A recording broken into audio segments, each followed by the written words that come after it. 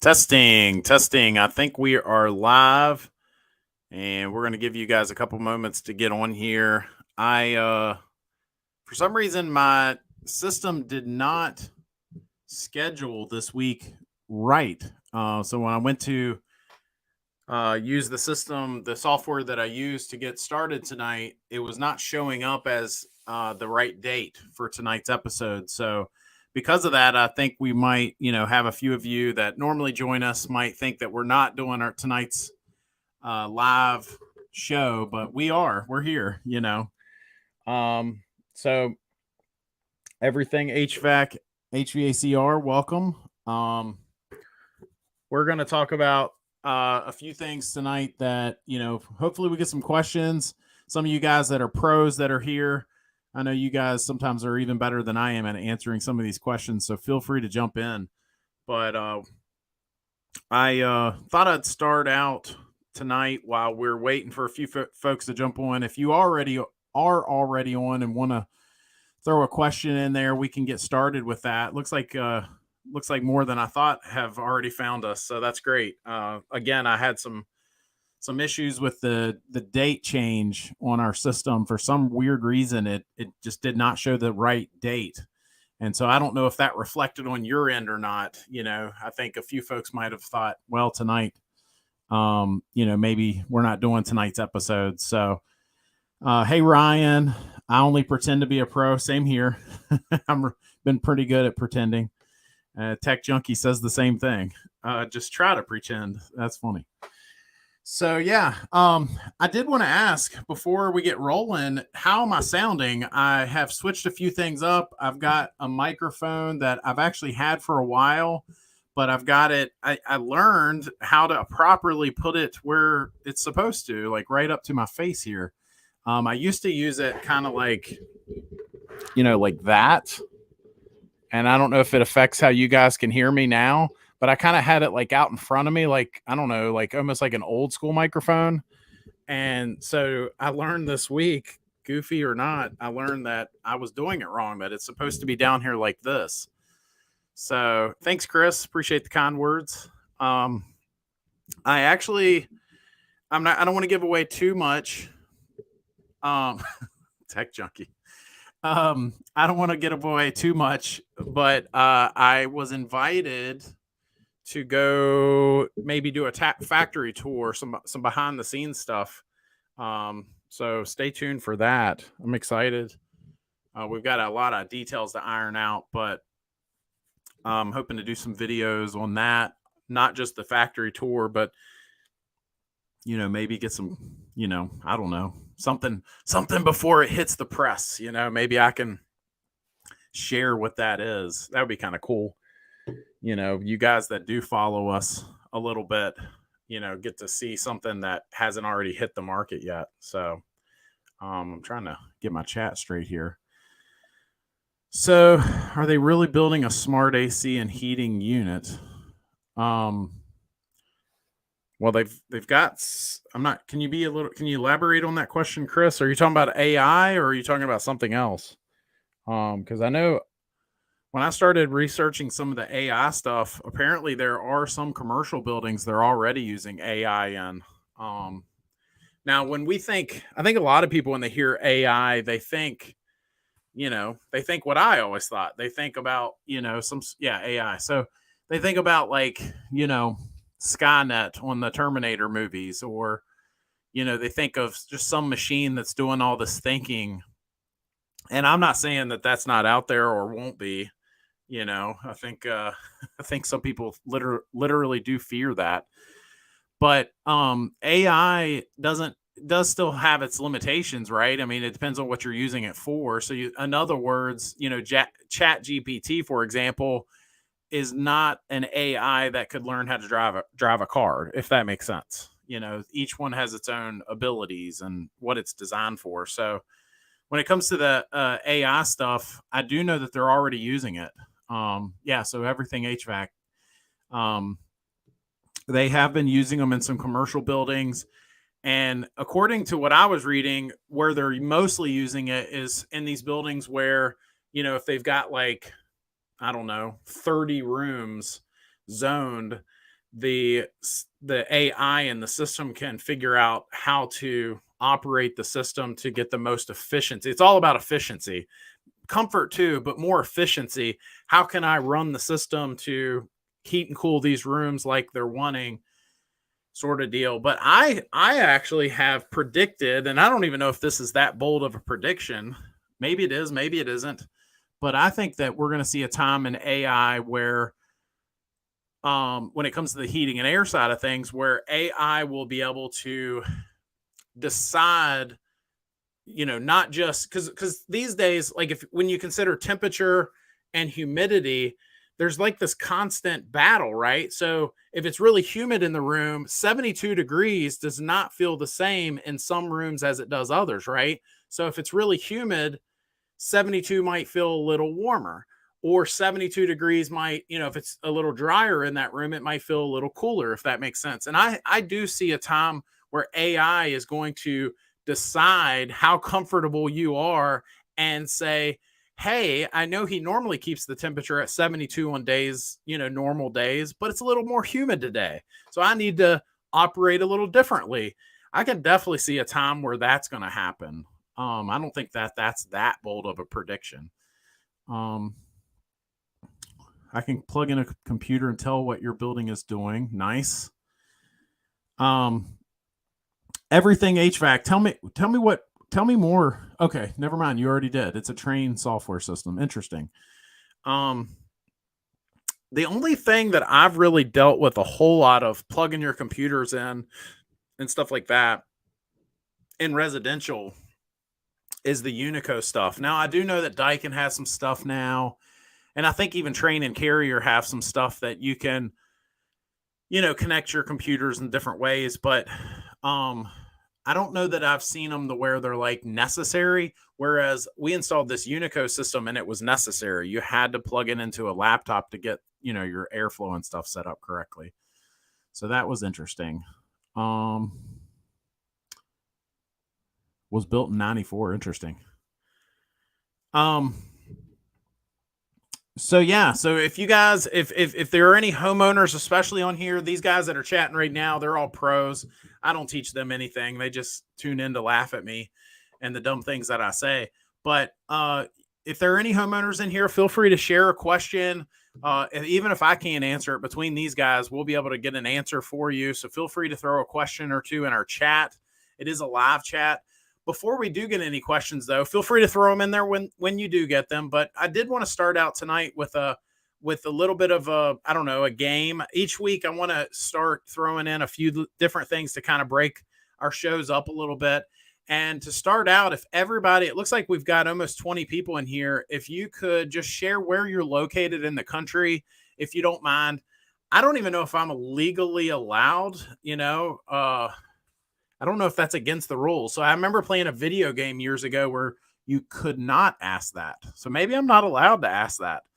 But if you don't mind sharing where you are, especially, Josh, your mic is made to talk into the side, not the top, as you are now. Gary, does this sound better? Because that's the change I made. I was watching a video where that it was actually showing me the opposite. So it was showing me that I do need to talk into it this way. So if you guys can hear me okay, I think this is the way I need to be using it now, because I had done away with this mic. If you guys, Tech Junkie might remember a few weeks ago, I had posted, or I had asked you guys, did I sound better with this mic or the simple little mic on my AirPods? And you said the AirPods sounded better. But I did some testing this week with this microphone and realized I should be talking into it like this. So if I sound okay, I'm going to leave it like this, I think. Metcon RX, he's a good friend of mine, guys. If any of you guys see him in the chat right there, go to his channel and subscribe. He knows way more than anybody I know about health stuff.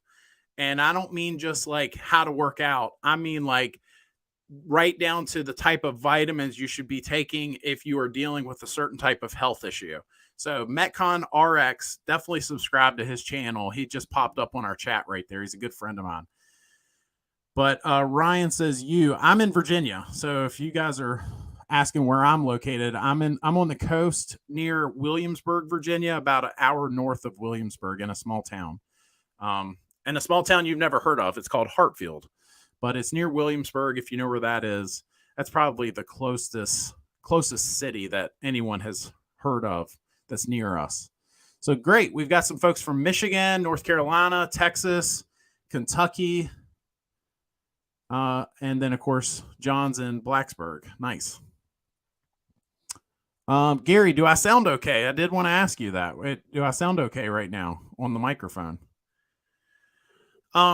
Yeah, so I wanted to ask where everyone was located. So if you haven't put in there, please do where you're located. I wanted to ask because have you heard of the Great Reset? I don't think I have. Or maybe I have and I'm not remembering it. But I was wondering if there was anybody outside our country that was on tonight, because we have had a little bit of that. We've had, when I look at my analytics, we get some folks that look at our stuff and they're not actually in the US. And the reason I even care is I don't know that any of my stuff is even relevant outside of the US. If I do a video, I don't usually, some of our stuff is just simply inaccurate if they were to be watching our. Why are you talking about conspiracies? But now you got me intrigued. The Great Reset. All right, the Great Reset. Now you got me in this rabbit hole. The Great Reset, the World Economic Forum. This is an urgent need for global stakeholders to cooperate in simultaneously managing the direct consequences of the COVID-19 crisis to improve the state of the world. The World Economic Forum is starting the Great Reset initiative. Interesting. Well, all right then. I do like to late night, you're hanging out with some friends. I like to chat about some conspiracies. I don't know much about this one, but that's funny. A lot more. Ryan says a lot more HVAC channels are now having live streams and podcasts. Would you ever be a guest on one of those, or have you been asked before? I've not been asked before. I'm not really in the fraternity yet. I don't know if I ever will be, but I do know that there are some heat and air guys that for whatever reason don't like my content. I am very careful. It's weird because I don't do any DIY stuff. I'm careful about that just because, a lot of homeowners think it's because I care about the money. If you're not in my coverage area, you're not affecting my money anyway if you do DIY. So I've got a little bit of dry skin, psoriasis going on in my eye tonight.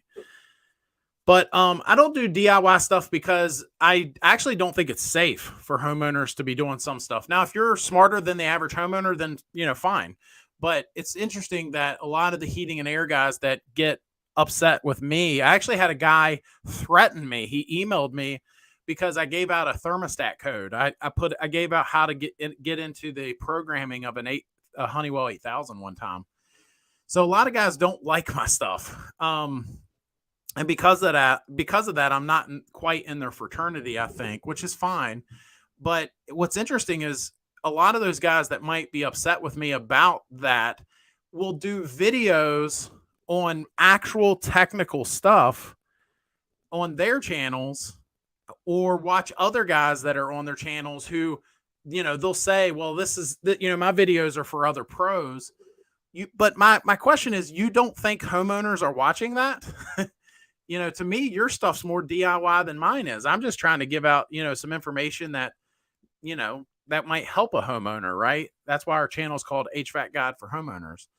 So I don't know. I don't know if it's, that, or maybe it's just that my channel ain't big enough yet. But for whatever reason, I'm not in the fraternity yet. I maybe we will someday. So, John, thank you for your kind words there. Colo Kraus, your stuff is fine. Thanks, pal. Ryan says, I would like to hear your story about how you got in the business. That's why I asked about your podcast stuff. So, Ryan, I have an interesting story on how I got in the business. because the trade school that I went to when I was in high school, I started in high school and then I continued at that trade school for 2 years after I graduated high school. And the interesting thing about that particular trade school is they do not have heating and air classes.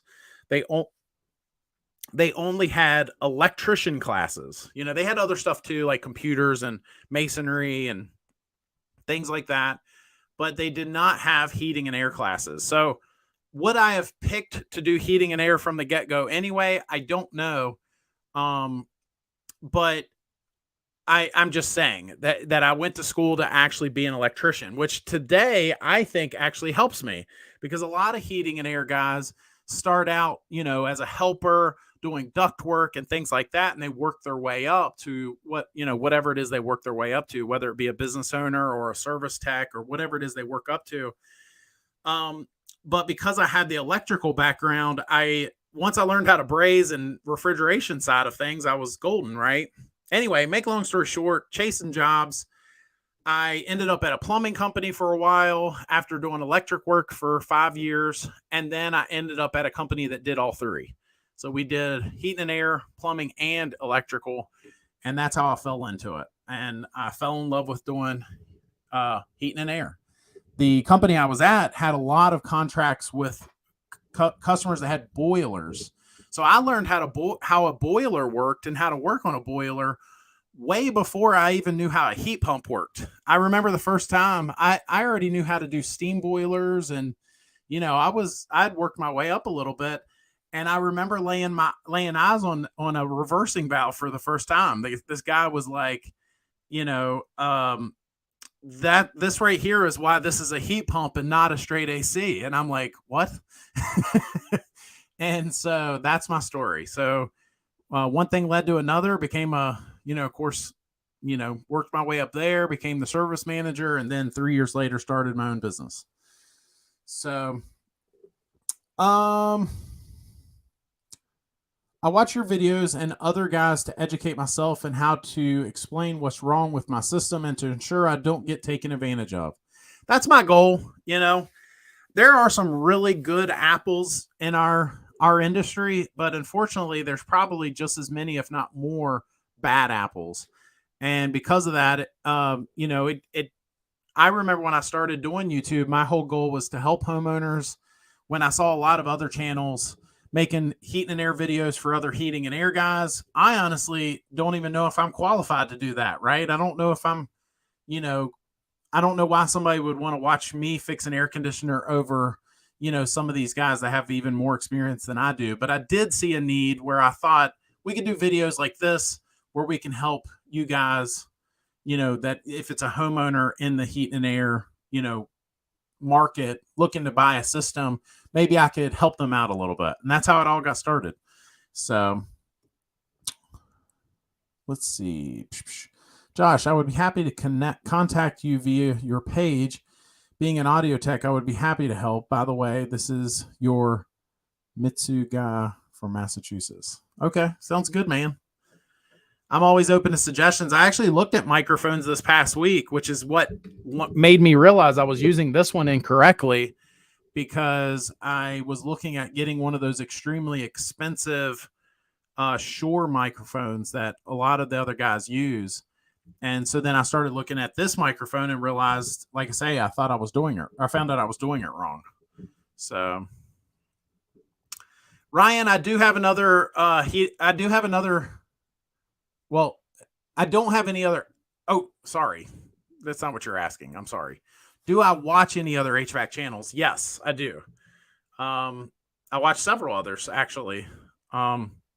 I don't know if I have any that I particularly watch regularly right now, but I have watched a ton. I've watched, of course, all of Brian Orr's stuff, or not all, but a lot of Brian Orr's stuff. But I like watching them all. I'll sometimes just, if it's just me in front of the TV late night and the wife is falling asleep, I'll just flip it on YouTube. And, I don't know. I'm not going to mention any names, but there's a couple guys that I like to watch just because they're entertaining. And, I'll sometimes watch their stuff just because it's interesting. So Do I sell package systems? So I don't know what part of the country you're in, Emory. I know you've been on our channel before, so I'm sorry I don't remember exactly where you're located. But in my state, or at least in my area, um, the package units are all on the ground. So I know out on the West Coast, there's a lot of package units on roofs. Here we do have package units, but they're all on the ground. Or some of them might be up on platforms. So I've seen some guys do that. They'll mount a platform, set the package unit, and then run the duct underneath of it like it was a rooftop unit. Weird. That's not how I would do it, but we do have package units here. We have gas packs, we have heat pumps, and I don't think it's a huge market, but I would say it's probably a really good 10% or maybe more of folks have package units in our area, especially in homes that, they didn't have enough room in the crawl space for, there's enough room to run duct work, but there's not enough room to actually have your furnace or air handler down there. So they'll, set a package unit outside. These days, I don't even know that I would look at that. I would maybe even consider some of these, either small duct high velocity units or, of course, mini splits. I do think that might be an antiquated way of doing things. But every house is different. So, there's exceptions to every rule. There's homes that didn't have enough room in the crawl space, that for a regular air handler. But these days, you could put a pancake air handler for a mini split under there. But then you ask, I already know what some of you heat and air guys are thinking. Well, yeah, but how are you going to service it? How's Josh's fat, tail going to get under there? You're probably right. It probably wouldn't get serviced very well, right? If it wasn't installed, correctly. All right. We've got over 20 people in here now. If you've got a heat and air question, feel free to share that. We're here to answer any of your questions. In the meantime, while we're waiting for that, I'll throw another question at you guys. Here's a good one. What kind of thermostat do you have, and what do you like and not like about it? So I'll go first. So share what kind of thermostat you have in your house, on your system, good or bad. Just share, and what do you like or what do you not like about that thermostat? I have the Honeywell 8000 on both floors. I'm thinking of switching to the Sensi 2 just because I think it's a good looking thermostat. But I do have 8000s on each floor right now. I used to have a 9000 downstairs and an 8000 upstairs, but now I just have 8000s. I love the 8000. They used to have the old, like, I don't know how to describe it, like dark green 8000s, right? And then they switched to these easier to set up 8000s that have a lighter green screen. And I can do a lot of things with that 8000 that a lot of these real expensive thermostats can't do. For example, you can put an outdoor temperature sensor on it and mount it with a dual fuel system, But I remember the old 8000s, they were one of the first ones that you could throw batteries in them and still connect to Wi-Fi.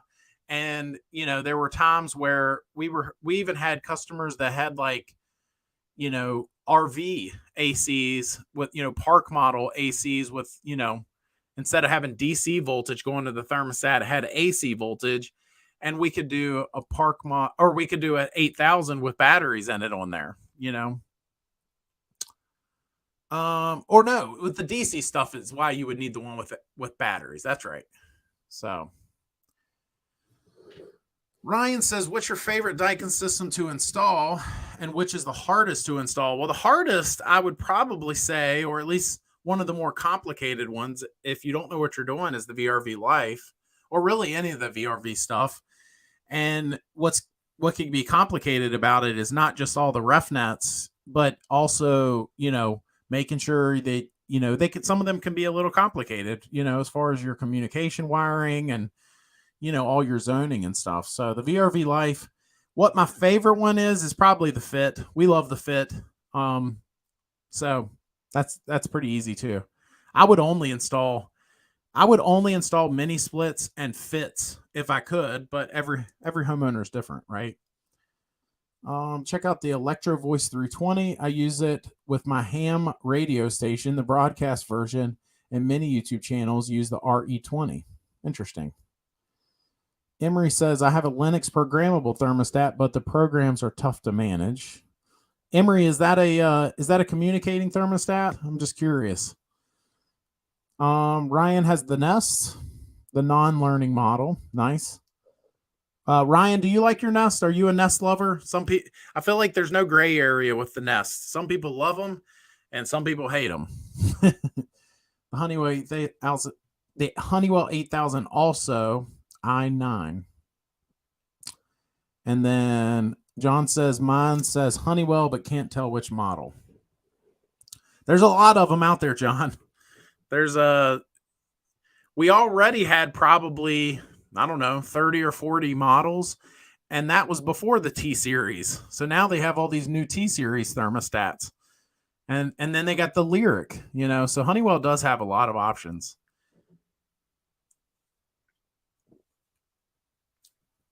Emery says it's the standard one. So I wonder, I don't know which one you have, but I wonder if you have, I know Trane and American Standard did this for a while where they were taking some of the Honeywell thermostats and just putting a Trane or American Standard sticker on there. So I wonder if the off-weight model. So I wonder if it's actually, like a Honeywell or something like that. And then, Linux just rebranded it or licensed it. What is your opinion on Ecobee? Honestly, if I'm honest about the Ecobee, I think the Ecobee is also, there are a lot of lovers of the Ecobee out there.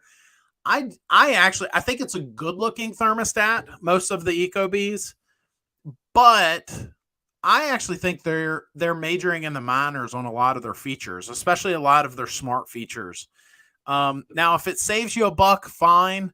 But I had a customer that I don't know what the setting was or something, but they had it connected to their power company in some way, and it was not allowing them to run their second stage heat. And it also would shut the system down after. Now we had if any of you guys, I know John's in Virginia, we had a very cold spell this year around Christmas. On Christmas Eve, me and two of my guys were running around like chickens with our heads cut off, doing a bunch of heat calls. I mean, it was crazy horrible. And, this lady called us, and the problem was the Ecobee said, your system has ran for too long. It's ran for 2 hours straight. And so we're shutting there's something wrong and we're shutting it down. And I'm like, it's cold. Don't shut the system down. And I finally talked her. It was a system we put in. But her power company gave her a deal on these Ecobees. And so we put those in. And anyway, we took them out, put some 8000s in, have never heard back from her. She's in a good way. She's been very happy ever since. So other than that, I do think the Ecobees look very nice. They, unlike a lot of these other expensive thermostats, the Ecobee might be one of the few. There's several, but there are also several that, you spend all this money and it looks like you bought an Atari game. The Ecobee actually, in my opinion, looks like you bought a nice thermostat. And to me, that's just my 2 cents on that. But that's my overall feeling. Ryan says, I like it. He's still talking about the Nest, I think. The Google Home app isn't the best, but I haven't had any issues with it missing with my AC or furnace. It even told me I had an issue due to a long runtime, and I found out I had a leak. Interesting. Yeah. So I'm not saying that the long runtime's bad in all cases, but, this lady had long runtime because it was actually genuinely cold. Outside. It was really cold that night. So in Virginia, we don't dip below 30 where I live. And I think John's in the mountains, so that's not the case for him. But down here, we don't get below 30, but maybe literally at the most 10 days a year. And this past year, we had multiple days below 10 degrees. So it was very out of the ordinary for us. Brian likes the Ecobee. Everything likes the Honeywell Wi-Fi better.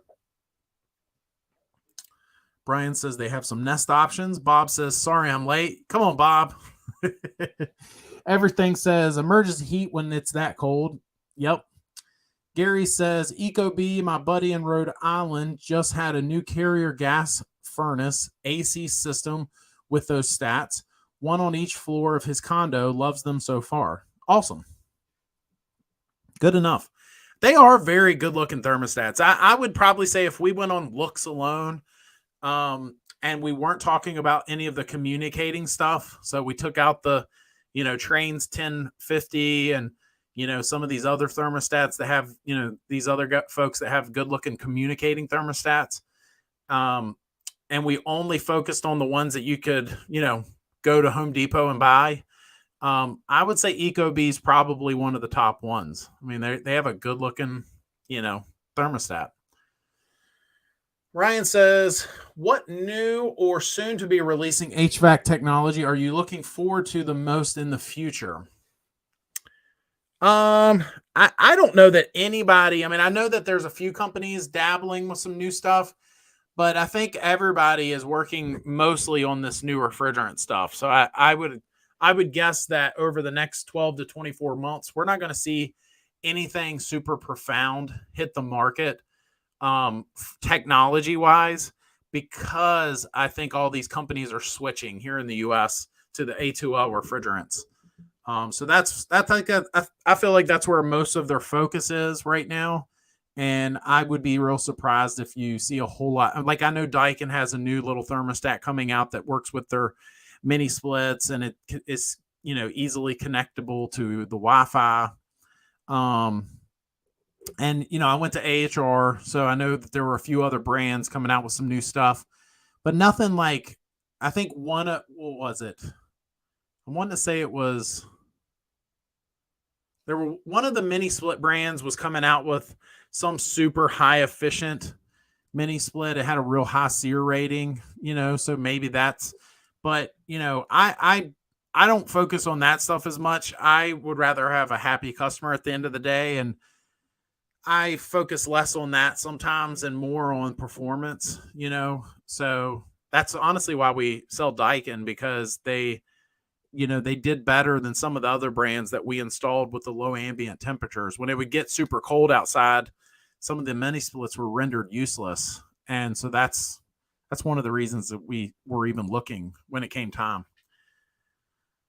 Let's see. Brian says, I've put in over 300. New refrigerant is not going to be an issue. Lower pressure is good. I don't know that the pressures are going to be that much lower. I don't know about R54B, but I know R32 is somewhat similar to 410. It's not going to be that dramatic of a difference. I think the temperatures run warmer than 410. At least that's what I was reading, but the pressures themselves, operating pressures are not that dramatically different. So I haven't laid hands on one yet.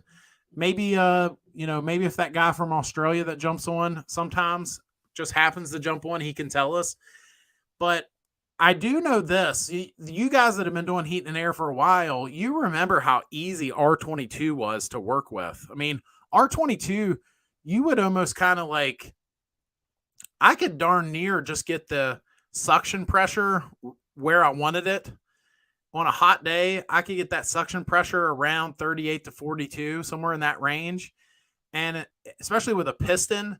And if you got it in that range on superheat, you would be running well, it would cool, right? I'm not saying it was perfect. I'm not saying your subcool was perfect, but it would, we all had that old boss that would say beer can cold.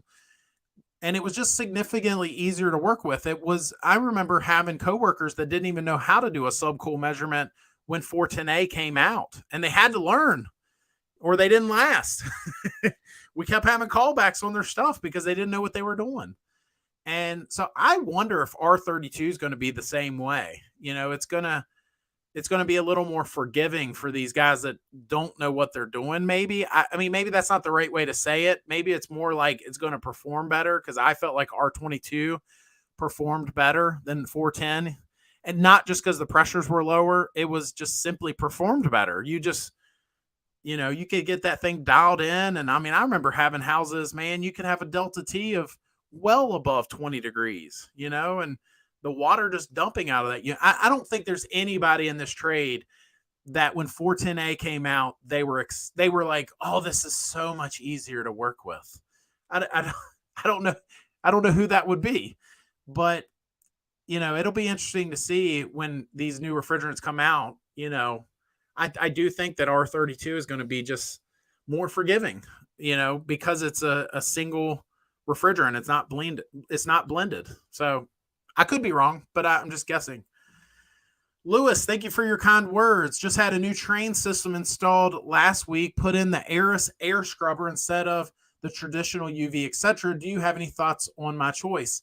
Yeah, I mean, I think that as long as it's installed right, I think, we don't do the air scrubbers per se at our company, but I don't really have a good supplier for those. But we will do the APCOs sometimes, and it's still some sort of air cleaner using UVC technology. And I assume that, the air scrubber, let me look it up real quick before I go too far down that rabbit hole.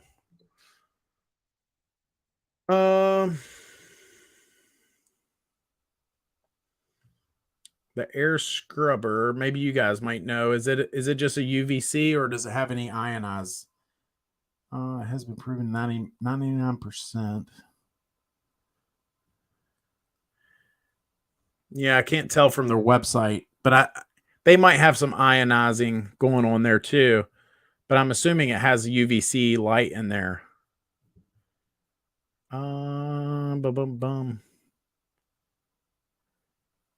Of course, because I'm on a live show, they don't want to just be outright with it, right? It just says that it attaches directly to the HVAC system ductwork and reduces viruses, bacteria, and other contaminants in the ambient air and on surfaces while the HVAC fan is running. So yeah, I don't know. Maybe it uses ionizing. But either way, I'm a big fan of that stuff. I became a big fan of UV lights because of an actual experience, not because someone told me to become a fan. I had a customer that we had an M coil that we could not get it clean, no matter how well we tried to clean it. And we put a UV light on there, shining directly on all that black gunk, and went back 6 months later to do his annual tune-up, and it was shiny as a nickel in there. So I became a believer that day. If a company installed a system that is ineffective and they are open to fixing the issues, what is normal recourse? Swapping out the unit. I don't know if there is a normal. So I just talked to a guy the other day who told me that they have replaced multiple systems because the customer just wanted it. That they were having an issue and the customer said, I spent all this money and it's not right, and I just want a whole new unit. And my only issue with that is, why is the system not working right? Just because the customer says, I want a new unit, maybe the issue isn't even with the unit. Maybe we need to look at the ductwork. Maybe we need to look at something else. Maybe there's a reason why that brand new unit isn't operating correctly. Maybe it's just the installation, and now you're going to put a new unit in and have the same install team make the same mistakes. So I don't know if there is a norm out there. I think every company handles things differently. And I told him, I was like, we have never had to give a new unit since I started Griffin Air. Now, have we had units fail and under warranty, the manufacturer give us a new unit for one reason or another? Yes. But I've never put in a unit, and we've had units that had issues. That's why we don't sell certain brands anymore.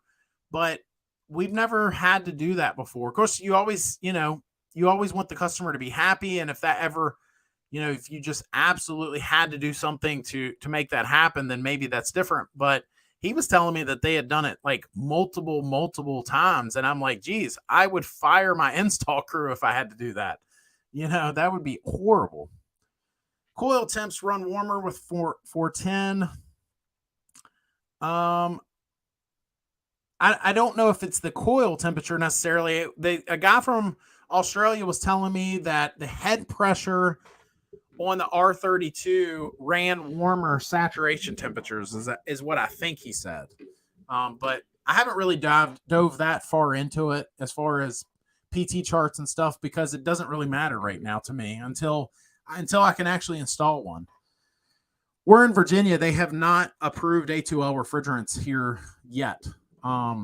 So as soon as they do, I'll be first in line to grabbing one of those units. I would not want to be first in line grabbing the R454B units because they're not proven. They're brand new to the market. Just my 2 cents. You may not agree, but R32 is not new. It's being used in hundreds of countries across the world. Maybe not hundreds. I don't want to say anything inaccurate, but more than one. Whereas R454B, you're going to be guinea pigs if you're first in line. Just my 2 cents on that.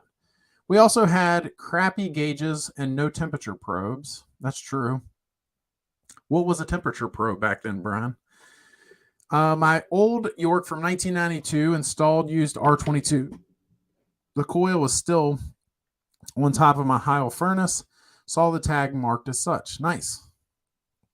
92. How old is that? That's like, what, 31 years old? That's pretty crazy. Good for you. Did I do my math right? 2000. Yeah, 31 years old. How long should a properly sized AC run in order to remove humidity? Too many variables to answer that, Emery. It depends on how high the humidity is. I've seen houses to get that temperature down and the system is sized correctly, or maybe even a little undersized, and it might run a little longer, but it'll drop that humidity dramatically. Can you have AHRI matches across brands? Yes, Ryan. The answer to that question is yes. Like if I wanted to do a dual fuel system for Mitsubishi and they don't have a furnace, and I don't get one from another brand, and I have to get one from another brand. The answer is yes. Now, I don't know if any would match that specific situation, but there are cross-brand AHRI matches. And I'll give you a couple examples. Mobile home furnaces would be one. Small duct high velocity units would be one. There are some brands that don't make outdoor units. So like I just did a video where I literally went on AHR and pulled up the first certificate I could find. And I just typed in Daikin as the brand and grabbed the very first one that was not 3-phase. And it happened to be matched with an Aspen brand coil. So the answer is yes. They do have AHRI matches across brands. Brian says, I am not a big fan. Don't hate. Uncle Fester says, my Ecobee works great on my 2-stage system. It was free from the power company, and the latest firmware update made the fonts larger on the screen and so many new features on the app. That's awesome. Tech Junkie says, that's not how HRI works. Properly sized, should run nonstop when at design temperature or above. We all did. You guys hearing me read your comments sometimes is probably unbearable. Well, nice. So we had several Ecobee lovers there. We had a couple Nest lovers. Had a few Honeywell lovers. I like it. Little difference in everybody, and then the one Linux person. All right. Here we go. Here's one for you. This plays off of the air scrubber question. Do you have any indoor air quality products in your current system? So you guys that, whether you're in the trade or not, do you have any indoor air quality products? Now, we already had one person say they had an air scrubber. The rest of you, do you have any indoor air quality products in your system, and I'd love to hear what you have and what you think of it. Have you noticed a difference after installing them, or have you just simply always had them? In the meantime, I'm going to go ahead and try to pull up our other email that you guys send questions to. One thing I forgot to tell you guys tonight, today's my birthday. So it was actually a really nice birthday. My wife and daughter made me brownies, which I've been trying to eat healthy, so that was nice. Let's see. I'm trying to pull up. Okay, I know I had one question come in from you guys this past week on our other website, and I'm trying to find that right now.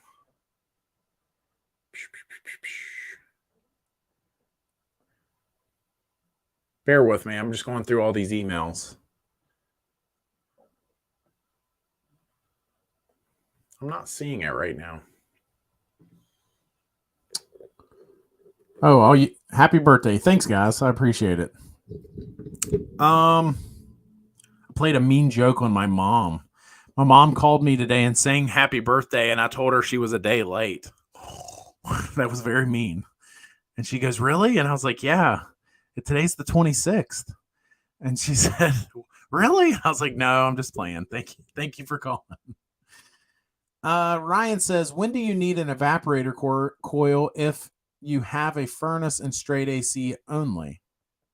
When do you need an evaporator coil if you have a furnace and straight AC only? I'm not sure what you mean by that, Ryan. I'm not sure what you mean by when do you need the coil. I guess the answer is in the summer. So if it's the straight AC is running and you have the evaporator coil, so you would need it in the summer, I think, as the answer to your question. So you would not need it in the winter. Tech Junkie says, I have two 20 by 25 by 2 MERV 13 filters. Well, there you go. Brian has an Aprilaire filter. Nice. I have one too. I like my Aprilaire. I actually do think it's worth it. I am an Aprilaire believer. And I have the newer style, but even the old school ones that had the combs, they were kind of cutting edge at the time. They had those long, if you were to stretch that filter out.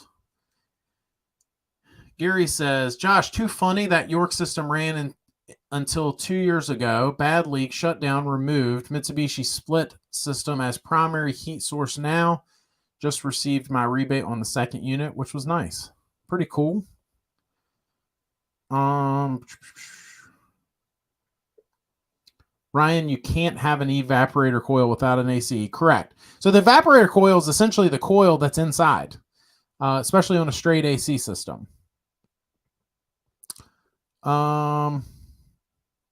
Yeah, no, John, I didn't say anything. You guys were rolling on some pretty important stuff, so I didn't say anything. So, April birthday Aries. I think I'm a Taurus. I'm not really into all that stuff, but I think April 25th is a Taurus. So, anyway, anybody got any heat and air questions? Feel free to jump in there. And our question we just asked, our community question was, do you have any indoor air quality products? Do you like them? Have you noticed a difference? People do ask me from time to time, especially when we're talking to them about certain products, is what do you have in your home? I currently have an Aprilaire, I have an iWave, and I have a UV light. So I think they all three do something different, and I think they all serve a purpose, and so that's why I have all three. Lewis says, speaking of an Aprilaire, what is the best way to determine when the element needs to be changed?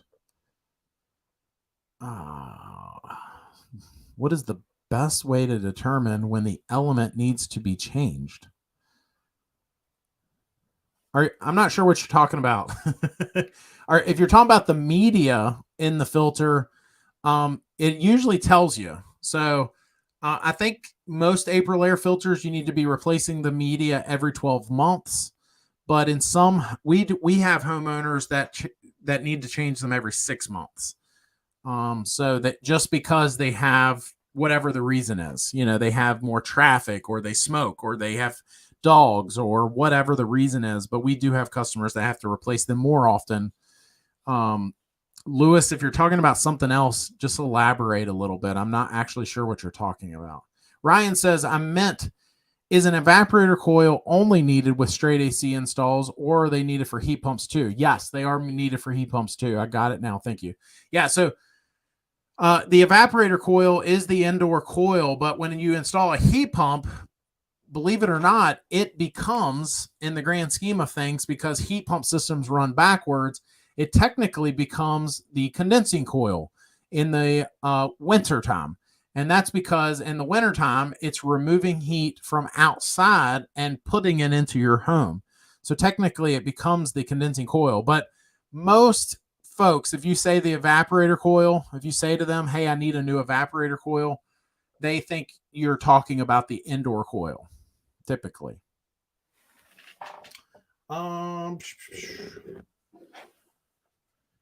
Tech Junkie says a filter pressure gauge. Interesting.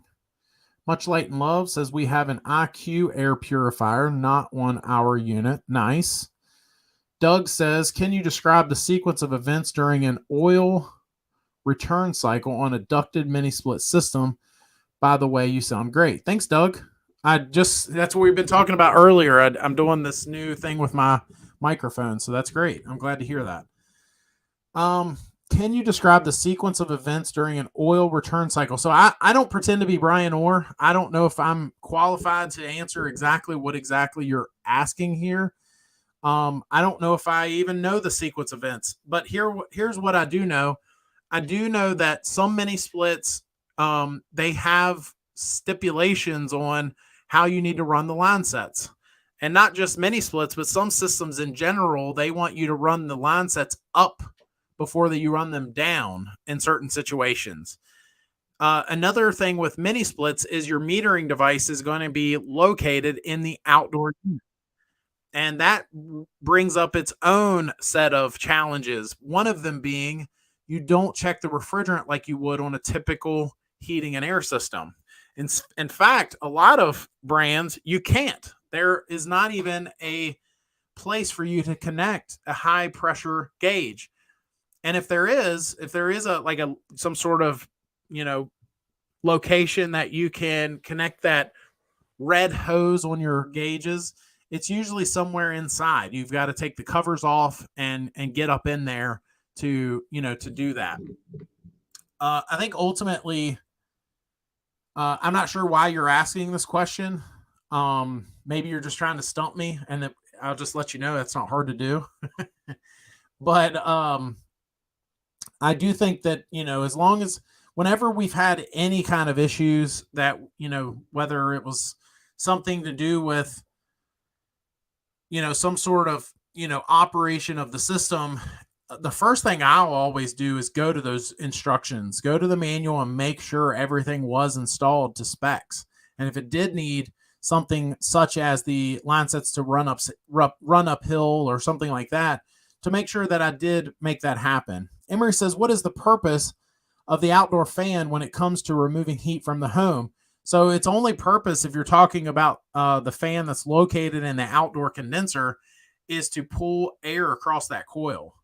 So I think that they've realized that it may have not always been the best design, right? Now we've got these side discharge units that seem to operate a little better, I think. I mean, there might be somebody that might argue and say it doesn't operate better, but it definitely makes more things happen with a smaller unit. Let's put it that way. Brian says mine every 2 years, a 1-ton load April air. Nice. So, I mean, that's these days, you're looking at $25 a year. I mean, that's less than what you would be spending on probably disposable filters. So that's good. Much Light and Love says my IQ air filters are $300. Wow.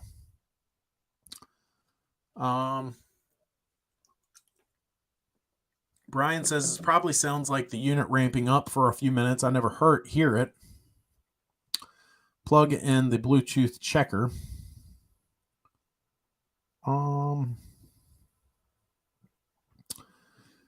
Georgia Marine, or is it just GA for Griffin Air? GA Marine.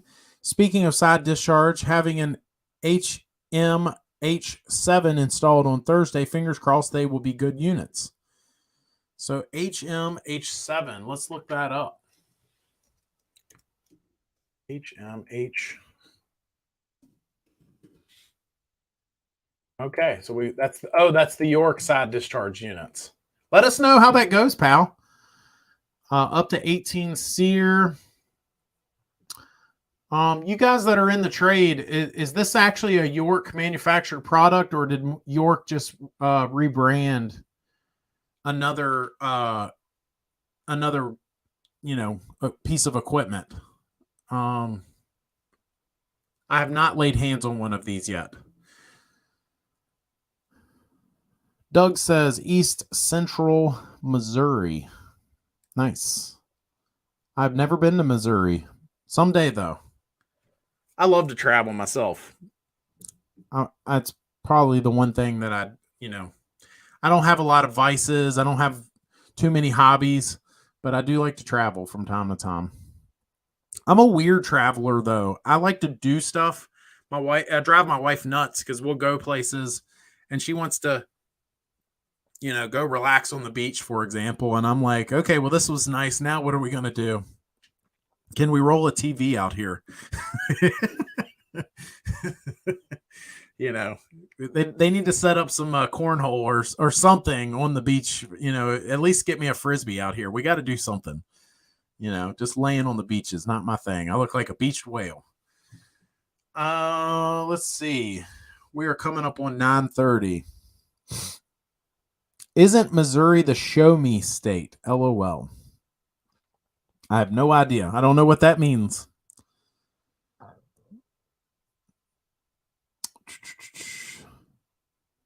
I'm just reading. I'm going back to your original message, Doug. And then you said you're in Missouri.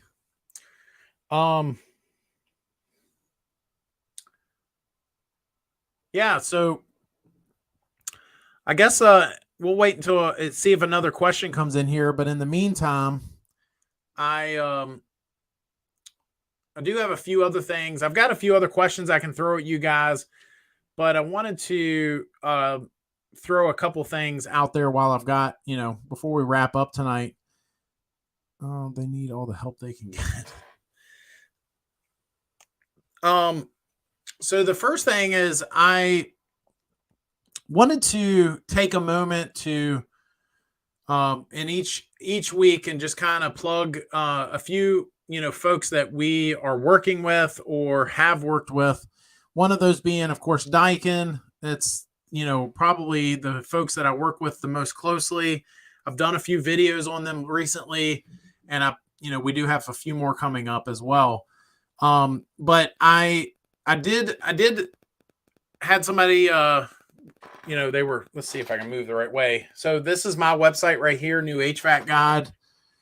And so the idea of the website is, having a place that homeowners, if they're in the market for a heating and air system, they can go, they could sign up for it. And I basically wrote a guide, that they could follow and try to avoid some of the problems or pitfalls that a lot of homeowners run into. I do charge money for it. It's as if I wrote a book, and I charge about what a book would cost.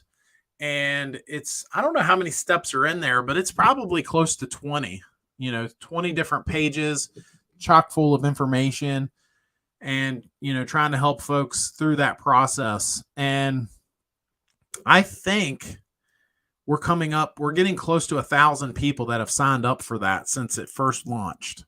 So that's pretty cool. And, we've had, some success with that. I have one guy that I'm helping right now that he is renovating a house. And I always like to Google map the house whenever I get that. So I'll go actually to and just kind of see, what are we up against? Is this a big house? Is it a small house?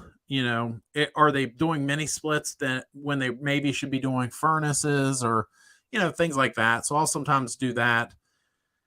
but he's gutting this house, and we're supposed to actually get on the phone tomorrow and kind of go through some of this stuff. But he's already gotten a few quotes, and you know, some of you guys just jumped on here. Our number just shot up. So if you have any heat and air questions, feel free to put those in the chat and we'll try to answer those. Another thing that we have on that website that I don't talk about enough, I don't think, is I wanted a place where if you wanted to check your warranty, so if you were a homeowner and whether the heat and air company registered it for you or they didn't, whether they if maybe you have had a problem and now it's time to have a warranty claim, have someone honor that warranty. I wanted to have a place that no matter what brand you have, you would be able to go to this one place and click a link, click a couple other links. You wouldn't have to do a lot of hunting around.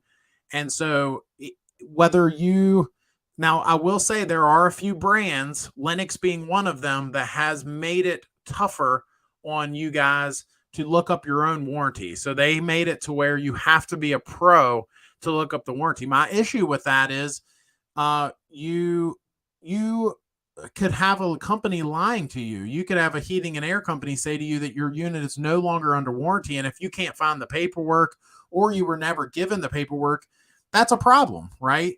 And so a lot of these other brands, homeowner, pro, anybody could look up that unit and make sure it's still under warranty.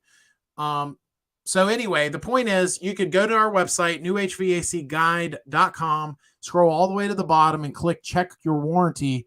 And no matter what brand you have, unless you have one of these brands that has made it tougher on you, you'll be able to look up your own warranty. All you got to do in a lot of cases is just punch in your serial number and you'll be able to get, exactly what your current warranty coverage is in a lot of cases. So that was the whole point of that. Emery says, how does a modulating furnace work and would you recommend it? So ultimately, a modulating furnace works similar to a variable speed motor. And that is, with a normal valve. So if you had just a single stage valve, the valve would either open, so gas could, flow freely through there, or close, right? And then you have staged valves where they're open or there may be half open, things like that. A lot of those valves might have, a first stage, second stage kind of deal. A modulating valve is going to modulate. It's going to, at times, barely be, pushing any gas through there. And then at other times, wide open. And the hope and dream is obviously that you would save some money on it. I have heard mixed feedback. I just had one of you guys, one of the folks watching our videos tell me that they did not see a significant savings when they purchased a modulating furnace. Now, maybe they had a 96% AFU furnace and they only went up to 97 and it's now modulating and they were just expecting this dramatic drop in their utility bills. Have a good night, Marine. Thanks for serving our country. And thanks for the happy birthday. But anyway, so the modulating, the point in the hope and dream is that you would save a little bit of money on your gas bills is the hope and dream there. Philip says, and do I recommend them? Yes. I think they're great. Especially if you're pairing it with a high efficiency furnace, I would think that you would want to go ahead and go with a modulating valve, a communicating system, all that good stuff.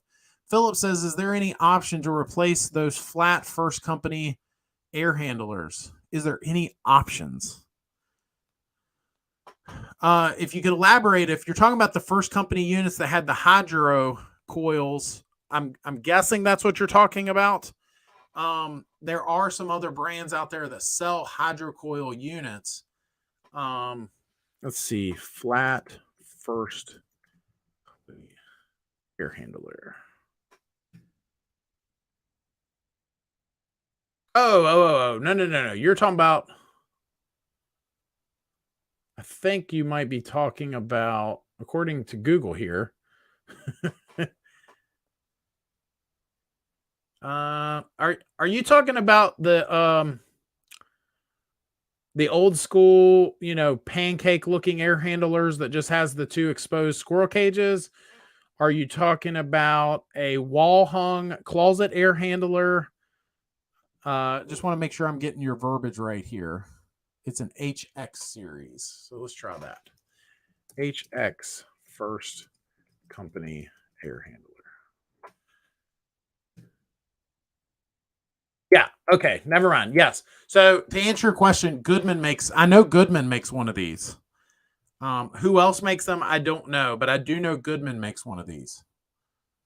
And there probably is some other companies out there that makes them too. But yeah, so it makes two. In fact, we've installed a few. We installed a bunch of those in some storage units. So the folks had a bunch of conditioned, I forget the verbiage that they use, but y'all know what I'm talking about. The self storage units that are, what do they call it? That's it's got the heating and cooling units. They keep them at a reasonable temperature. It never gets extreme in there. I forget what they're called. Conditioned storage units, maybe. I don't know. But anyway, we installed some of the Goodman version of those in there, and they work. I've never heard back from those people in a good way. I'm actually Facebook friends with their daughter, and climate control. There you go, Tech Junkie, man. You're just the man. But yeah, they worked great, and again, I'm Facebook friends with their daughter, so I'm sure she would have said something if there was an issue. Ryan says, I have a 1-story home with ducts in the attic for indoors. I also have ducts in my encapsulated crawl space with 3 vents. Is it a good idea for one unit to have ducts on multiple levels with 1 floor home? It just depends. Every home is different. I mean, that does sound odd. I'm not going to lie. I'm sure when it comes time to maybe even replace that system, it might even be in your best interest, depending on what state you're in, to look at putting everything in that conditioned, encapsulated crawl space. I assume it's conditioned, and if it's not, you could make it conditioned. You could literally just put some vents down there. Now you want to do it right. Have somebody that knows what they're doing do it. But if it's a properly encapsulated crawl space, putting everything in there, you would probably save money on your energy bills. Get all that stuff out of your attic and, shoot some more insulation up there and then put everything in your encapsulated crawl. But again, it's conditioned with vents. Nice. But again, there's exceptions to every rule. Don't take my word for that. Get a pro in there that knows what they're doing. I think even Brian Orr's done some videos on that where he talks about, guys getting in there and throwing insulation around and they don't know what they're doing and causing issues. So, but in general, I would say generally getting your indoor unit out of that oven of an attic, putting it in the crawl, and,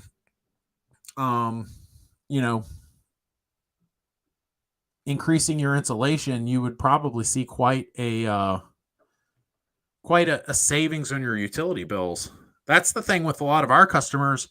They got these units and, they had some, thank you for that, Philip. Philip just gave me a tip there. I really appreciate that. But we have customers that will, have these units that have long runs and they're not insulated real well. The ductwork's not, and they're literally sitting in a hot attic. They're in an oven. I'll tell them your unit is in an oven and it's doing all it can. Thanks, Philip. Appreciate the kind words and the tip. No vents to the outside. The vents are from the ductwork. John says, Josh, any experience with powered air filters like the Fantech Hero? Attaches directly to the return plenum. Seems you can put a MERV 16 in this and a lower MERV adjacent to coil, avoid high static pressures. So I am not Fantech Hero. I'm not particularly. Bear with me. Fantech Hero. I have not installed one of these before. Full transparency. I do have. We have one customer that has some HEPA filters that look very similar to this, but I don't think they are this brand. And they, they love them. Obviously, they have us replace the media in them once a year. And John, they look like they're priced, pretty high. So, I don't want to give you any opinions based on my inexperience with them. But if you like them, then go for it. Tech Junkie, have you done a lot of installs with the Daikin Fit in unconditioned attics? Unfortunately, yes. I just had a meeting with my guys this morning and told them we're getting closer to summer. Don't be he-men. Get we have portable ACs. We can get you a little swamp cooler set up. We can get, fans, something. And some of these attics can get quite warm. And I've got a few guys that, they'll just power through. And I'm like, don't power through. I'm your boss. And I'm telling you, stay hydrated and let's make that work environment as bearable as possible. If it means a one-day job gets pushed into being a two-day job because you took the time to make your work environment safer, you took the time to put drop cloths down in the home, you took the time to, just do everything, make sure everything's right and not cut any corners. Let's do that instead is my, deal there. Jack says relatively unknown here, but a friend of mine just had a Daikin heat pump put in. Train wanted too much. They had to change all the controls to marry it to his 4-year-old Train communicating gas furnace. Interesting. So he stayed with the Train, but he did a Daikin heat pump. Change all the controls to marry it to his 4-year-old. Interesting. Philip says, biggest question with your recent video about warranties and soft starts. Since solar has limited power, are inverter systems the only options? I would say yes. In a lot of cases, there are going to be times because of solar. We do have, folks that'll do the soft starts. If you can get the amp draw low enough to, have it on your solar system, then, you might do some sort of, I know a lot of guys that have generators and things like that. That's when they look real close at these soft starts and things like that.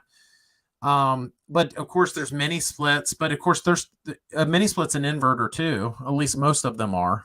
So I don't know if it's your only option, but it's probably your best option in most cases. Not all, but most, I would think. Larry says, great idea. Probably talking to somebody else. They're usually the ones with the good ideas. Probably Tech Junkie. Tech Junkie says the solar system should be sized accordingly. Yep. John says, for supply ducts in an unconditioned space, how do you like to insulate? Again, every house is different. If we do the bubble wrap, I did just say do. We always do the air bubbles and just get that R rating as high as possible. But I actually have a guy that's really good with ductwork. He's been doing this longer than I've been alive.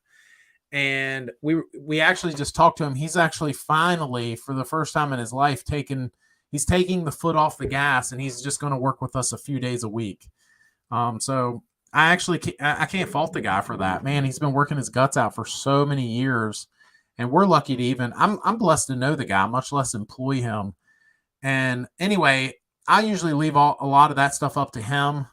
I'll come in and I'll talk to the customer about certain things, and they might have something specific, but I even tell them, look, if Kenny comes in and says it's a better way to do it this way or that way, I don't question that. I don't step on his toes. He calls the final play. And most of our customers know that.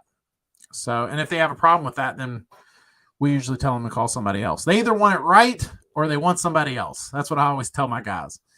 Jack says, sorry, Train 4-wire communicating stat. Jack, I've never had to do anything quite what you were describing, other than we did have a home warranty company years ago when I used to do work with home warranty companies.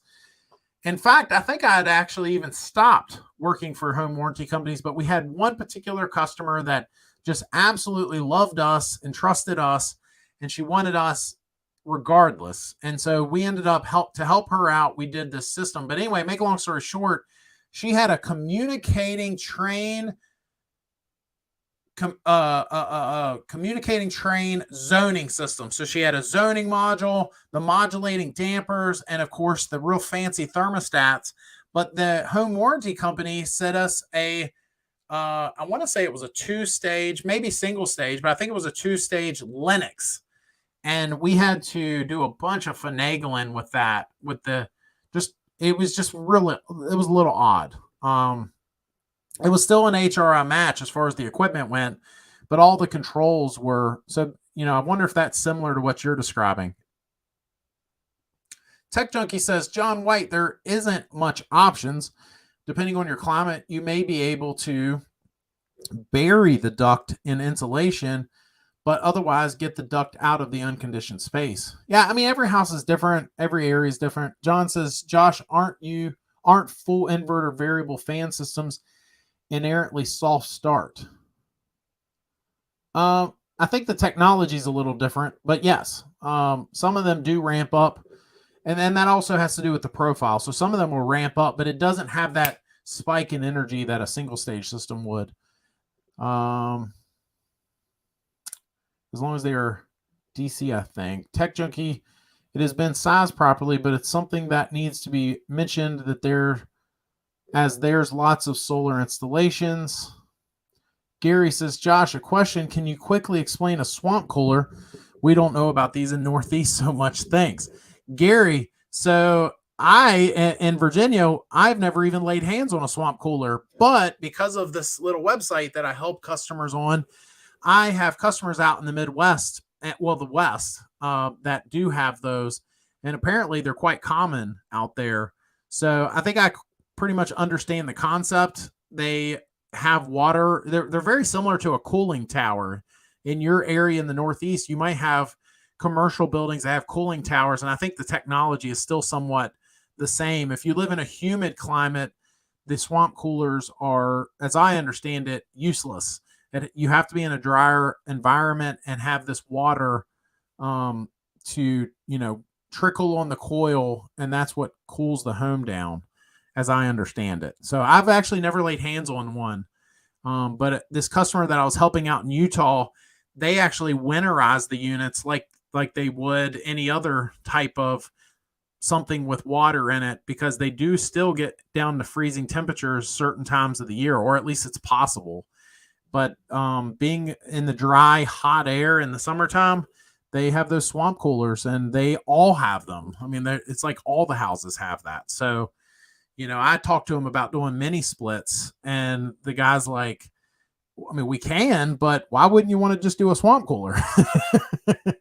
So, just skipping ahead here a little bit. John says, I thought attic dabs and swamp coolers were passe, i.e. they depressurize conditioned space and suck in more outside unconditioned air. John, I actually don't know. I don't know the answer to that. Larry says, just had the Daikin Fit DX6VS. So that would be the straight AC complete system installed, and I'm loving it. Awesome. Nice. Larry, where are you located? I'm just curious why you went with the straight AC. John just texted me and said my sound is out. Do you guys not hear me?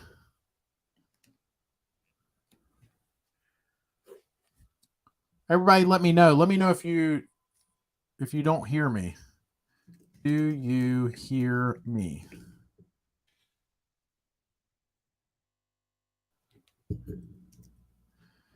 Let me know if you do or don't hear it. Ryan says they do hear me. So, John, I don't know.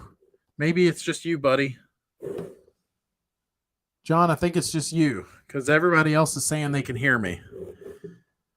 Emery says they hear me. So, I don't know, John. Everybody else can hear me. Jack says, we're going to be wrapping up soon here, guys. So make sure you get those questions in if you have any last questions. Tonight's been a busy night. This has been one of our more busier shows. And because of that, I think it's been a better show. I think we've actually went over some pretty cool stuff. I even had to say I don't know a few times. So that's always a good show. Let me go back here. Make sure I don't miss anybody. Oh, a couple of you said that that you weren't hearing me. And then some of you were saying you do. So let me know if you still don't hear me or do hear me. If you don't hear me, you don't hear me saying it. Tech Junkie says, I don't know how that works, but around here, you are still tied to the grid solar system, and there's never been an issue. Jack says, I have carrier modulating furnace, multi-speed inverter compressor, and love both. I keep having issues with the electronics and the filter. Interesting. Multi-speed inverter compressor and love both. I keep having issues with the electronics and the filter.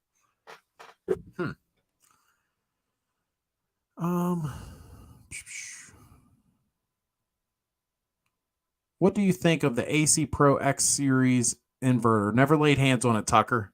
Let me look it up real quick though. AC Pro X.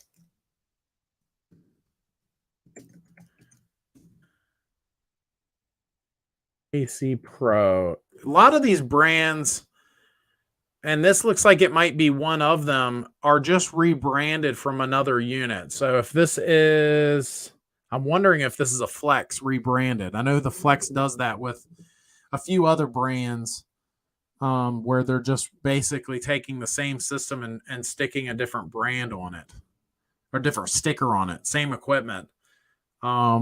But I have not particularly, we don't have any suppliers for this brand in our area. So I don't want to say one thing, or, Tucker, I've never laid hands on one. Okay. John says my sound's good now. Yeah. I don't know. It seemed like a few of you said my sound went out. So that's interesting. At least it's not as bad as a few weeks ago. You guys were on here and then everything, I was just gone. I couldn't get into the room and I had to put in the chat that I guess we're done. So I tell you, that's the one thing about live. You guys get to hear you get to hear every pause, and you get to see every technology challenge that I've had, because I've had a bunch, which is funny. But it's good having you on here tonight, John. John, guys, if you have not subscribed yet, go to Metcon RX. He's in our chat right here, and make sure you subscribe, especially if you're a red-blooded male. He just knows so much stuff about health stuff, and it's not even about working out. He knows like all kinds of stuff, like, don't eat this if you have inflammation problems, or you should eat that or take this supplement if you're dealing with this or that. I mean, he just knows so much stuff. So definitely subscribe to Metcon RX. Philip says, what's the model? Rebadge Gree. Yeah, so it's just a Gree.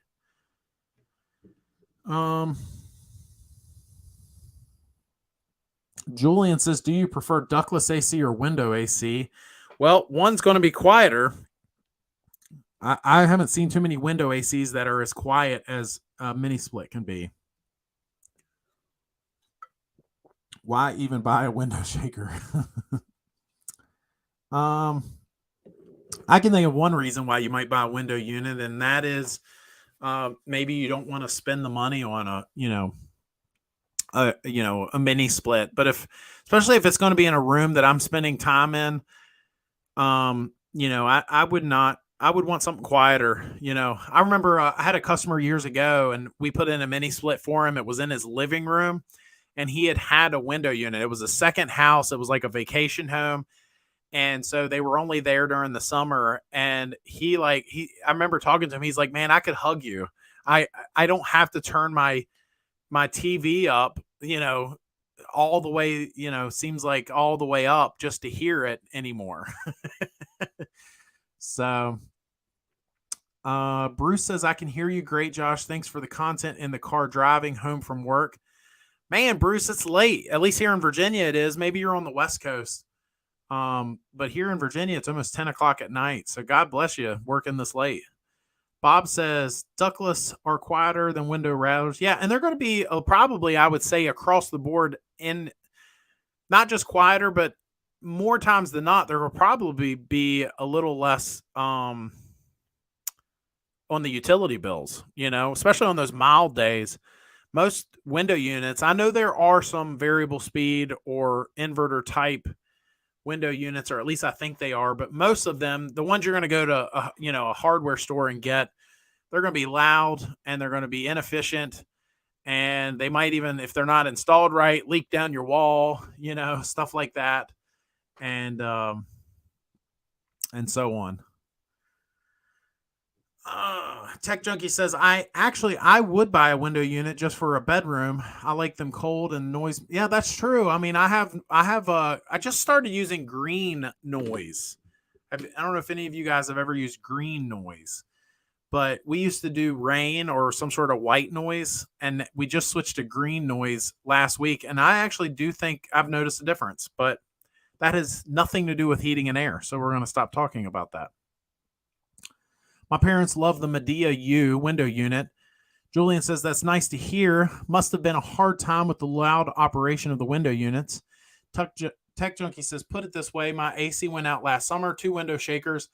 One being an inverter was the exact same power usage as my 3-ton AC, and they only cooled 2 rooms. Brown noise is the bomb. I've never used brown noise. Now I'm going to try it. Bomb says the Friedrich window units are very quiet with 5-speed fan motors. Bruce says, I could hear you fine during the whole thing. I don't know what these people are talking about. Some of you guys could probably just hear me anyway, right? I mean, you'd probably just open your window and I'm so loud that you would just hear me across this country. John says, Jack, I had some issues and have given up on the electrostatic just to go with MERV 13 to 16 inch. Or MERV 13 to 16, 4-inch media filters, cheaper, no repairs. I do want to wrap up with this. We're going to wrap up in just a moment. If you guys did have any more questions, we'll still take them. But the last thing I wanted to wrap up with is, if you are in a particular, wherever you're located, I would like you to share, if you have a good heating and air company in your area, go ahead and give them a shout out and what city they're located in, or maybe what area they service in your state, and just give them a shout out. It's very possible that someone else in your area might come across this, maybe even share why you like them. And if you don't have anybody in your area that you've fallen in love with, then maybe you'll skip over that. But share, let's give a few shout outs to some good heating and air companies in this nation or in this world, and what they're doing right and where they're located. So that way, if somebody comes across this, or they're just happen to be in here too, and they're in your area, maybe, you could actually help somebody out by helping them find a good heating and air company. Emery says, question, why do people in the HVAC industry hate home warranty companies? Emery, go watch my video on home warranty companies. I did a whole video on that exact topic, and I don't say anything everything in that video is true from experience. Nothing I'm speculating on. It's an old video, so it's pretty rough to watch, but if you power through it, I go over the reasons I hate home warranty companies. And I do. That's one thing I'm very open about. I am not a fan. Is it possible that a home warranty company could come along and do everything great and well? Maybe. I haven't found them yet. So there's some that are better than others, but most of them, are very tough to work with. Let's put it that way.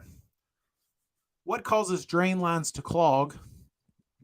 Does the condensate erode the PVC pipe? No, they do not erode the PVC pipe. They clog the drains by, first of all, life. As water sits, there's things like algae and other kinds of gunk that'll just start to collect in the pipe. And then, there is an element of dirt and things like that as life goes by. But eventually, if they're not cleared at least once a year, they're we do see pipes that will just completely. Now, is it possible to install the drain with enough fall that, if it just simply has the steep fall coming out of the unit, is it possible that it doesn't clog every year and that it only clogs, every couple years or something like that? Yes. But in general, just like anything else, a lot of them, they have, they don't have enough fall and they'll eventually just back up. Julian says Elmer's in San Antonio, Texas. Shout out to Elmer's. Chris Sony says the Rude 2.5 HVAC. I'm going to start over.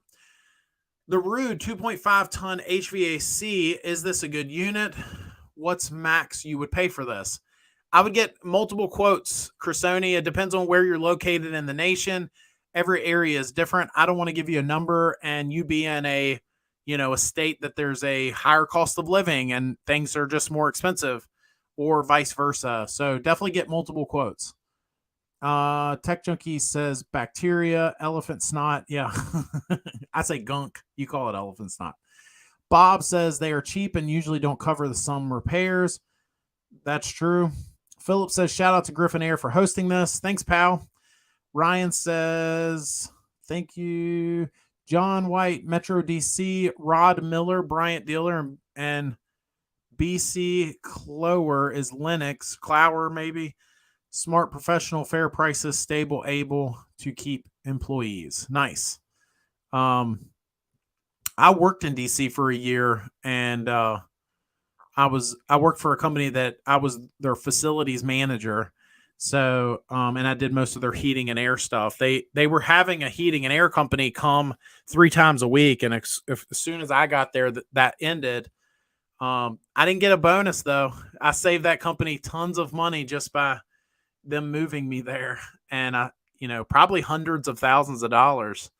And, so anyway, I digress, but I lived in College Park, Maryland when I lived up there. So,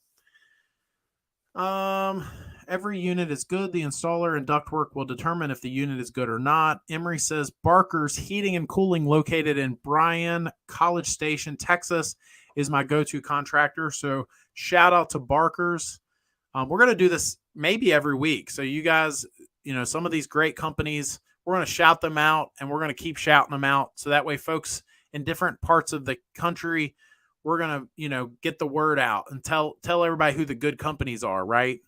Bruce says, no, I'm in the Northeast, Josh, and it is kind of late, but I used to get home at 3:00 in the morning. So this isn't too bad. God bless you. Thanks always. Great to hear from you. You're the best. Thanks for the kind words. Gary says, great show, Josh. You are really funny and cracked me up tonight. Nice. A lot of folks don't like my humor. In fact, I don't want to get any specifics, but I had somebody threaten to sue me a couple weeks ago if I didn't take one of our shows down because they didn't understand that I'm trying to be funny. They were very offended. So I was certainly not trying to offend anybody. But anyway, yeah. So I'm glad you get my humor because a lot of folks don't.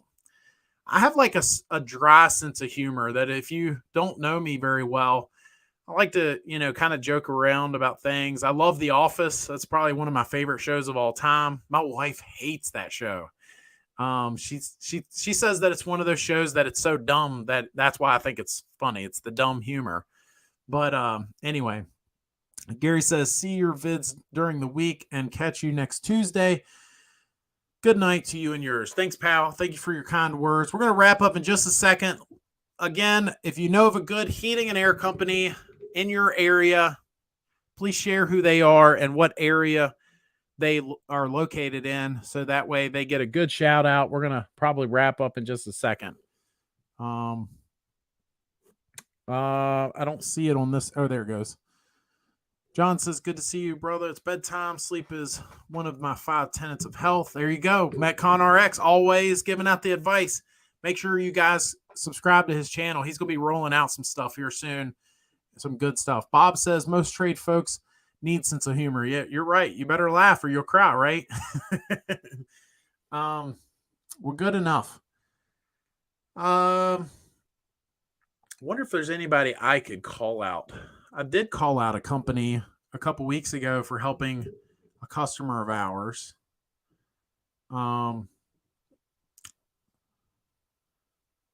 But let's see, I got somebody messaging me here. So anyway, all right, guys, it's just after 10 o'clock here where we're located. Thanks for watching. We're going to be back next Tuesday, 8:30 p.m. Eastern time. So if you're not in the Eastern, on the East Coast, figure out what time that is for you.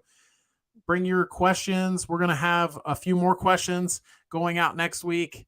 And Bob says, go get some birthday cake. I do have some brownies waiting on me that I think I've already eaten too many of, but I appreciate that. Have a great night, guys. Make it a great week. We will see you next week. Thank you.